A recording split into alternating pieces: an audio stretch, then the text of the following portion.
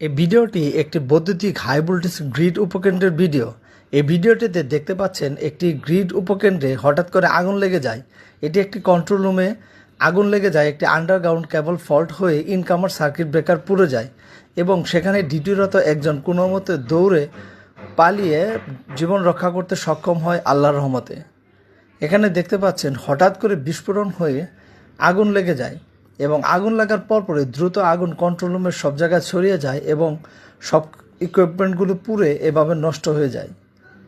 আপনারা দেখতে পাচ্ছেন দেয়ালগুলো কীভাবে পুড়ে গেছে এবং উপরে থাকা সিলিং ফ্যানের পাখাগুলো পুড়ে নিচে পড়ে গেছে, অনেকগুলো বাঁকা হয়ে গেছে।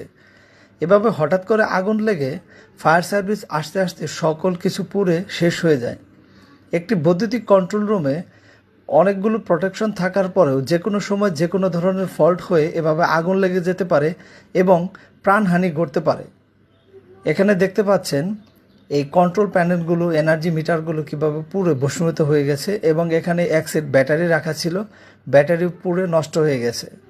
ফায়ার সার্ভিস এসে পরে ভস্মীভূত আগুনে পানি ঢেলে আগুন নেভাতে সক্ষম হয় এবং আগুন নিয়ন্ত্রণে চলে আসে এবং অন্যদিকে ছড়িয়ে পড়ে না।